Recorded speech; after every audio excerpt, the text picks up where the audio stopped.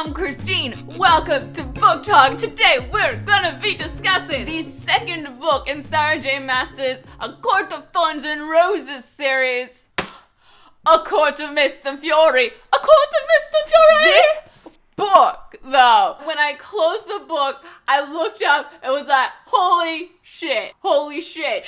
For those of you who do not know, this is another fantasy series from Sarah J. Maas, her other series being Throne of Glass, which I also absolutely love. This is not YA, this is new adult. There are sex scenes in these books, so if you're a youngin', might not be for you yet. A Court of Thorns and Roses is a dark book. That made it harder for me to latch on to the characters. This one, there's a lot of character stuff. If you hadn't latched on yet, you're gonna latch on. You're gonna latch. Don't worry. I feel like I'm talking about a baby breastfeeding. Moving on. So, Court of Mist and Fury was fantastic. I was riding such a high when I finished this last night. Partly because it's a giant book and I finally finished it, but mostly because, whoa!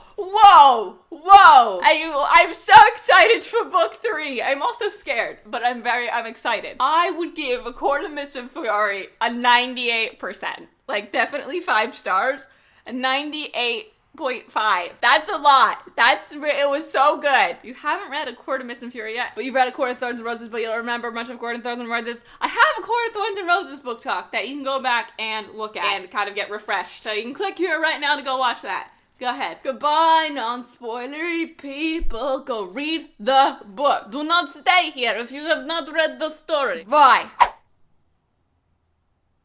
Okay, so Court of Mist and Fury. So many unexpected things happening. Don't even know where to start. As soon as I closed this book, the first thing I did, after I put on music and danced around, and then I sat for a few minutes and was like, what life? How now? What now? But then after that, I was like, oh my god, I gotta go read all the Rice Sand Pods from ACOTAR again. Let's talk about the ships for a second. So, after A Court of Thorns and Roses, I wasn't attached to Tamlin. I, clearly was not attached enough to ship him, even though he was the love interest. I didn't know what to do. I was leaning towards him because Rysand was this big mystery of mystery. He was so sketchy. I didn't know where my loyalties lied. I had no Dorian to latch to. I didn't know Rysand, and Tamlin was, there and pretty and looked like Chris Hemsworth, and what's a girl to do? And now that I finished the book, people are like, Christine, so what team are you? There are no teams! There's only Rysand! Tamlin is out of the pic. No! What do you mean that you don't ship Faysand? You animal! When we start off the book, Feyre basically hates everything. She thinks she's okay. It takes her a little bit to realize, no, I hate this. And Tamlin doesn't give a shit. And we have this new character, Ianthe, and right off the bat, I did not trust that bitch. She had an ulterior motive. She was just too excited about the things that Tamlin wanted Feyre to do. The dude's got serious anger management issues. When Tamlin and Lucien walked out at the King of Hybern's castle, no, fuck, how fucking dare he do that? Tamlin is a crazy ex-boyfriend. He's the crazy ex-boyfriend. It's one thing to be a crazy ex-boyfriend that hunts you down. It's another thing to collaborate with the all-consuming evil villain who wants to wage war across your country. Okay? I forgot exactly what the King of Hybern was all about. To my knowledge right now, because I went and reread some of A Court of Thorns and Roses, Hybern is its own fake country, and they had human slaves 500 years ago. And Prythian had slaves too, and everything was not very good for the humans. And then there was war to get rid of that, and some Fae fought with the humans to free them from slavery, and they came up with the treaty that they'll build a wall and allot some land for the humans, and humans can't be slaves anymore. The King of Hybern and the whole country of Hybern, he was forced to sign this treaty, but he didn't allot any land. He just murdered all the humans, so there wouldn't be any to give land to. That bitch! So now, he's mad. He wants his slaves back. He's pissed enough at Prythian for making that treaty happen to wage war. I couldn't believe Tamlin. I couldn't believe him. Someone get a restraining order on this guy. It's one thing for Tamlin, and then it's another thing for Lucien. What are you doing, man? I know he's just undyingly loyal to Tamlin. There's gotta be a line.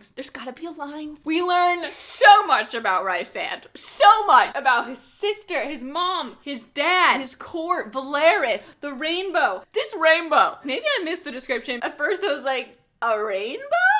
But then I was like, the house is colored like a rainbow? Are the buildings colored like a rainbow? Or is like the street just called the rainbow? Or is it like Rainbow Road? That's what stuck in my brain. I was like, it must be a Rainbow Road. Like it's the artist's road. It's rainbow color. That sounds cool. And Mario Kart-esque. Curse breaker, defender of the Rainbow Road. So the bond between Rysand and Feyre, like all this time, I'm thinking there's gotta be more to this bond. And it turns out the mating bond had already kind of connected. Rysand was dreaming about Feyre back before the book even started. She drew stars on her dresser because he sent that image to her when he was imprisoned with Aramantha. What? This went back so far. When he said that, after having heard that story about her painting, I was just like,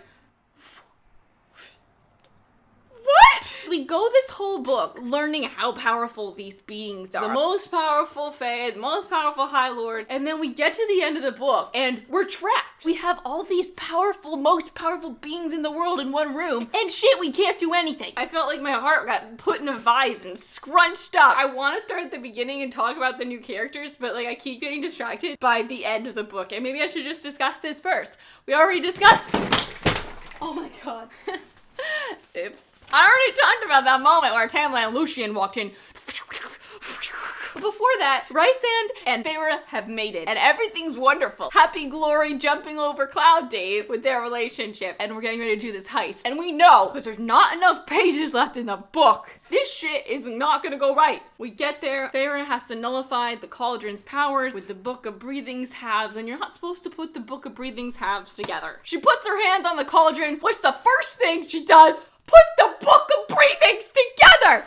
Why, Feyre? Why? Armin had just told you to never do that, and you're just like, oh, well, the book's telling me to, so I don't know if that's what led to their downfall, or if this trap was so well set that it wouldn't have even mattered. I don't know what the repercussions of the book being one are going to be, exactly. And then all of a sudden, Jurian shows up. This whole Jurian business has got me, like, a little confused, because I can't remember what happened to him to make him immortal, because he was a human, right? And I guess I had to reread more parts of Recorded Thorns and Roses.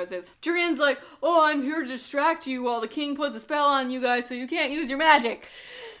It's the worst. And the king, it seems, can like move the cauldron at will, but the cauldron is his bitch, and I don't know how to make it not his bitch anymore. I don't understand how that happened. I guess because he put it back together. So the cauldron is down in the throne room, and it's like the size of a bathtub. I don't know about you, but I was picturing the cauldron to be like the size of a truck. Like, it created the whole world. It's gotta be at least truck size. And when they were collecting the bottom 3 legs of the cauldron, I'm picturing them carrying giant legs to put this cauldron back together. And then we see it as like bathtub size, and I'm like, wait, what? The bathtub created the world?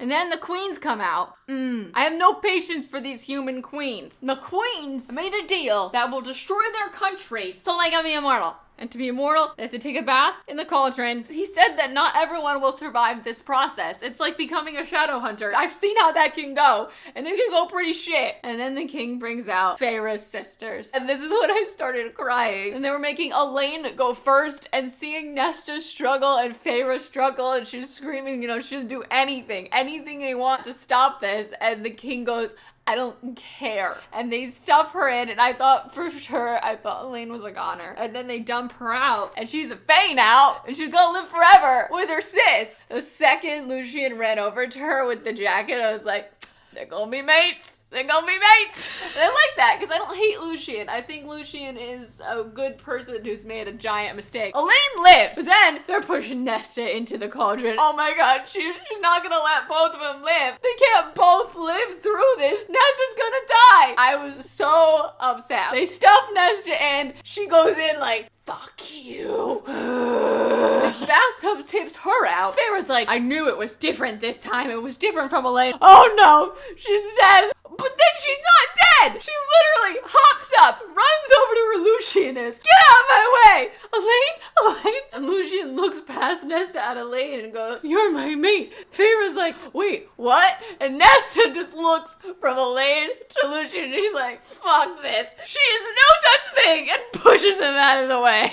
It's just so great. It was really nice seeing more from Nesta in this book. Those scenes where the queens came to visit and Nesta spoke up for their town and for their rights were so wonderful. I started to tear up again when Nesta got up the second time and was like, give them the book. Give my sister the book. It was so upsetting when they showed them Valeris, and it turns out that one queen was probably gonna give them the book the whole time. Ugh. The end doesn't end there. They're still in the throne room. Feyre, she's on the floor and she like lights up. I'm not sure exactly what happened here. It's one of her powers that we haven't really explored. She lights up and then she lights up again, and she's breaking the wards around the castle, but she's also just putting on a show. She has this new plan that she's gonna go with Tamlin because it's going to save the rest of her crew. And this is when the tears were like, no, no, no, no. And she acts like she's free from the bonds that Rhysand put on her. Tamlin, what happened? I'm just sitting here, no, no.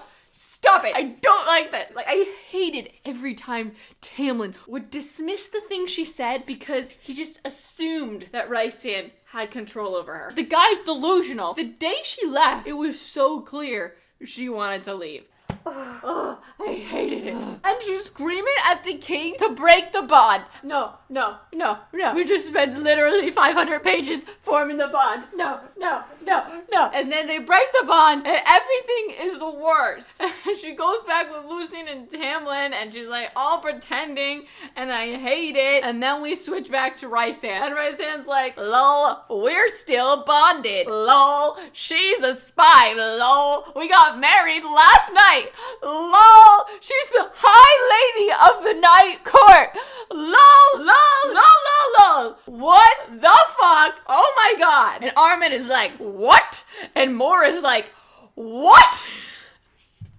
Sarah tricked us. The idea that they wouldn't be able to talk to each other inside their brains anymore was so heartbreaking. Going back to the beginning of the book, I just love how they text back and forth all the time. Old-timey, we don't have cell phones texting. It was the cutest. It was just the best. Before I forget about Nesta and Cassian, something happened with those two, and I want to read that scene. It's in like a special edition that's somewhere, I don't know. I'm gonna find it. This is random, but you know they have to visit the Azkaban of this world, and they have to talk to the Bone Carver, and the Bone Carver will appear to everyone in different forms. I love that he's a creepy 8-year-old child when Feyre looks at him. It was so dark and weird. He told us about the cauldron and the Book of Breathing and turned this into somewhat of a heist book. You know, we did a lot of little heists amongst the sexual tension. I really enjoyed the scene where we went to the Weaver. Rhysand has the nerve to go to her. If you're feeling like you need to move on physically, Cassian can oblige you. And I'm just like, shut up, Rhysand. And Feyre's like, fine, why don't you send him up to my room tonight? Shut up, you guys, shut up! Back to the Weaver. The second that she found the object, and the object was a ring, I was like, oh, he's gonna propose to her with that ring. He's gonna propose to her with that ring. That's gonna be her ring. At the end, when he explained the whole ring ordeal and how his mother put it there because any woman who couldn't survive getting that from the Weaver could not survive a marriage with him.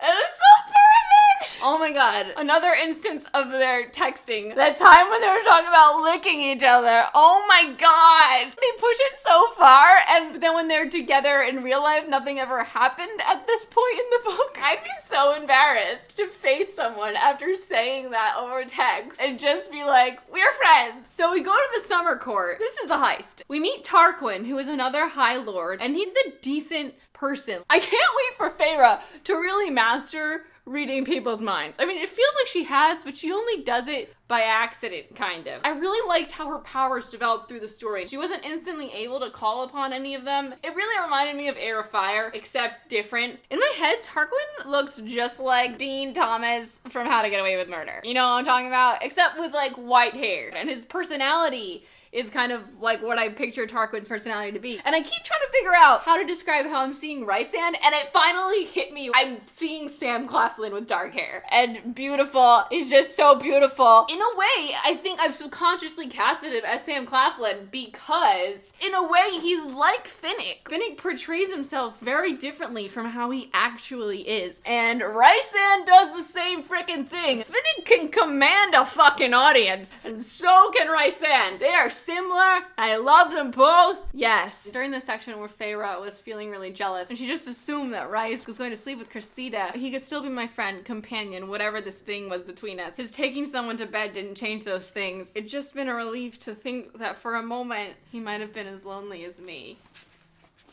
Then we come to the temple scene. This scene had me on the edge of my seat. She transforms into Tarquin to get through the trap door. And next lock, she doesn't transform into him. Then the book knows that she's lying and they're locked in a room filling up with water. Nothing makes me more nervous than being locked in a room that's filling up with water. And then those creepy sea rats help them escape and they wash up on the shore.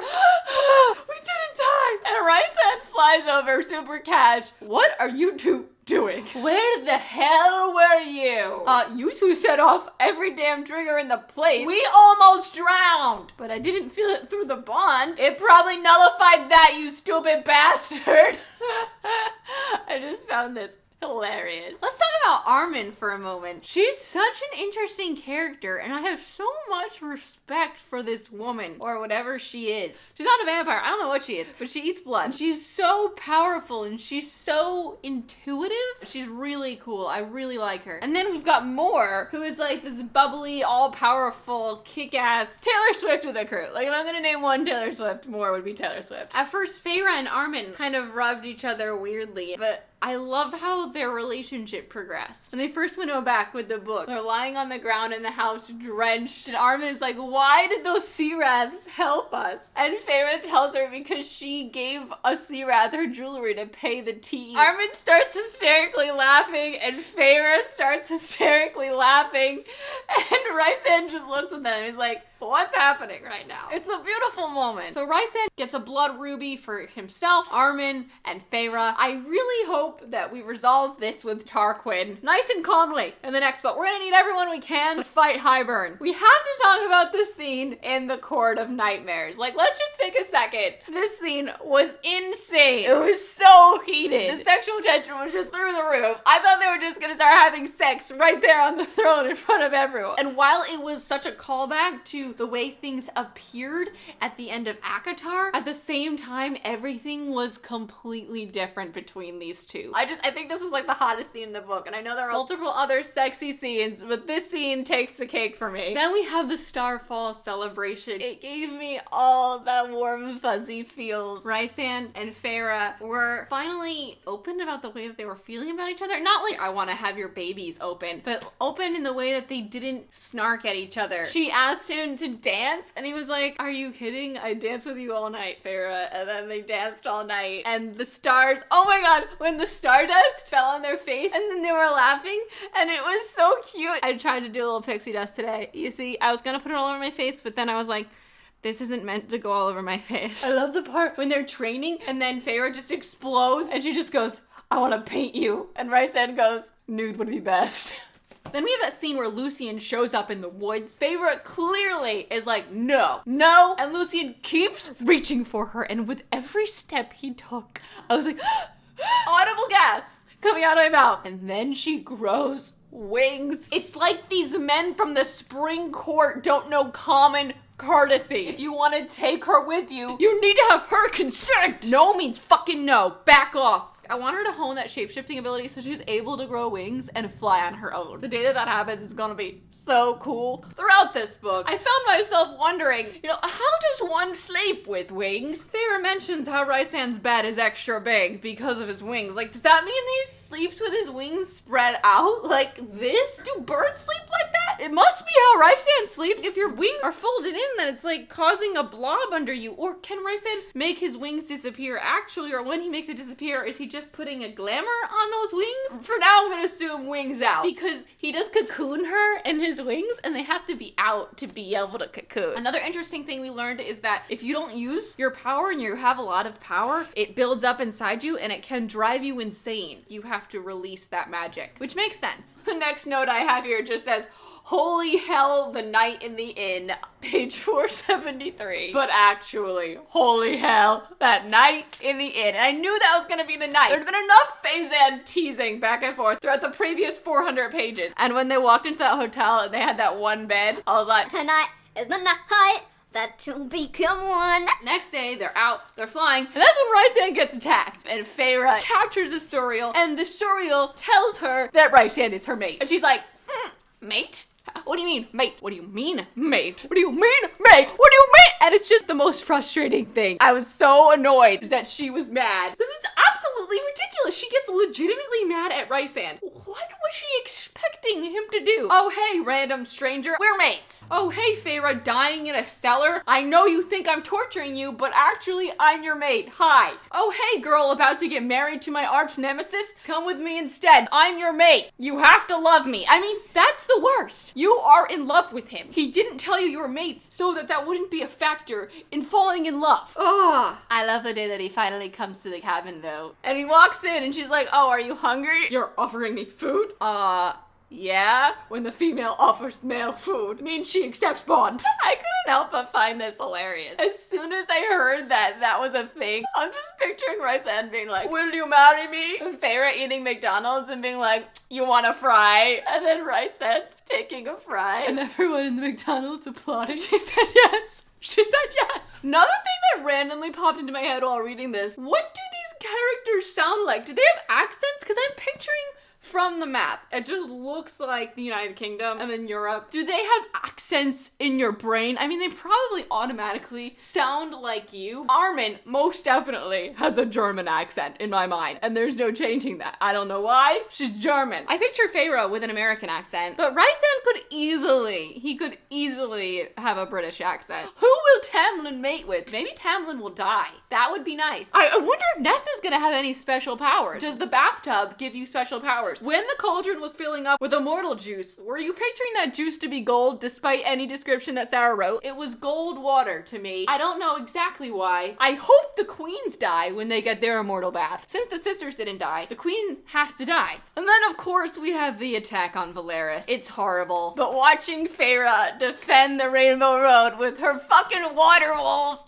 is the best. I don't know how to picture the Ators. Honestly, I'm picturing pterodactyls who can speak. It was a really emotional battle to read because it was Valeris. That moment when Feyre hears the thunder across the way and she realizes that's Armin. Like, that thunder right there is Armin defending that side of the city. It brought tears to my eyes. Rysand has the trace on him throughout this whole book. It's like he's under 17 and he's using magic. I don't know how they did that. They managed to put a spell just on the High Lord of the Night Court. How are they tracking his magic? When can he shake off that trace? My notes for page 598 when they're all trapped, it just says fuck everything. I'm so excited to read the final book in the series. I'm sure it's gonna be huge. I can't wait to have Nesta helping her. Shit, that's gonna be awesome. And Elaine, oh, it's gonna be like Charlie's Angels! Are we now gonna be seeing from Rysand and Feyre's point of views? Because we did in that last chapter. I hope we're not separated from Rysand at all times. I hope she can leave and see Rysand freely. I feel like one of our main characters does have to die. I was dreading that the whole time. I thought Cassian or Ziriel was a goner. And is Feyre gonna get pregnant? Is Feyre gonna have a kid? Children supposedly are rare, which is really interesting. So I wonder how often people do get pregnant. I don't know. Will we fast forward and get to see that happen? Or is there a chance that she actually did get pregnant during their little honeymoon phase? Oh my god, what if Feyre shapeshifts into Tamlin while they're in the house and she starts effing up all his things and like going to things for him and pretending to be him? I mean, hypothetically, she could pretend to be the king of Hyper. Does Tamlin use his shapeshifting thing to shapeshift into different people? Shit, like she shapeshifted into Tarquin, so she can shapeshift into different people. That can change the game. She can shapeshift into anyone in that house. Cause chaos. Please share your favorite parts. I've already shared every part I shared and talked about was a favorite part of mine. That's why I wrote it down. I'm so pumped to read more. Thank you so much for watching. I'm Christine. I make videos every Tuesday. I'll see you next time. Goodbye!